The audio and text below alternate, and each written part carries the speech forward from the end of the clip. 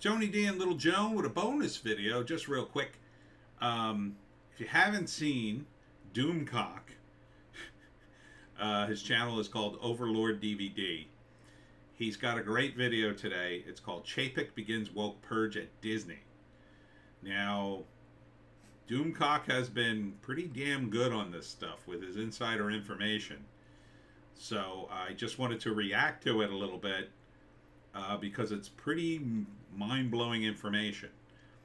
Now, according to him and according to his source, Chapek, head of Disney, is playing 4D chess.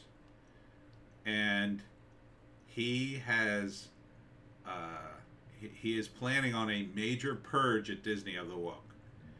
And part of his plan, according to Doomcock, and it doesn't sound like a bad plan, was to go along with the wokeness, take a huge hit for Disney, let these idiots expose themselves, and then fire them all. If true, this could be the greatest move a studio head ever made. And this would be the way to do it. I have to admit. I thought about it, and at first I'm like, come on. I am skeptical that it's even going to happen. But if it is happening, this is pretty much the way to do it. Because one of the statements was, this guy, Chapek, knows these people will, if he comes to them and says, well, we're going to get rid of the woke, or you wanted the woke, they'll say, oh, no. They know how to act when they need to save their job. And what he intends to do, according to Doomcock's source, basically, is allow these guys to think he's super woke, and then he's going to come in and fire them all. It's a bold claim. I don't know if I fully believe it. I would like to believe it. I know I would love to believe it. I mean, if he does this, great. I think in the process he's sacrificing a lot of things. I think you can kiss the Marvel movies goodbye and a lot of the franchises, because I think he's damaged them severely. I don't know how he reboots all that.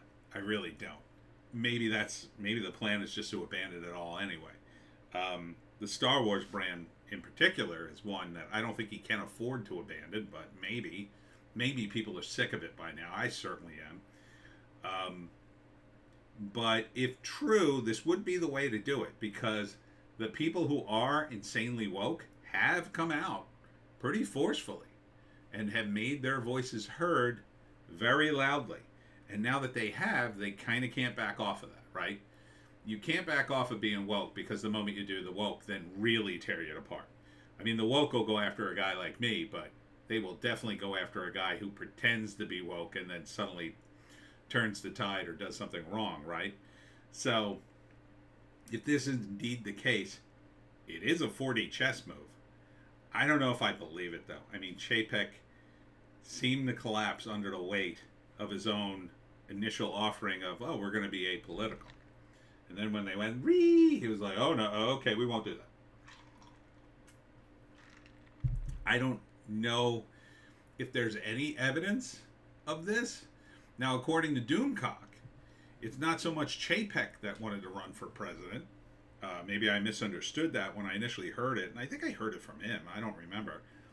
But supposedly, it was Iger who wanted to run for president, and he thought his chances would be increased by implanting a bunch of woke idiots in Disney.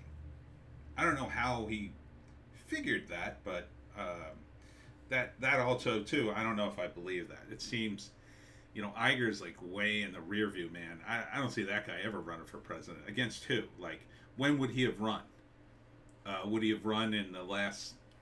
in the 2016 cycle?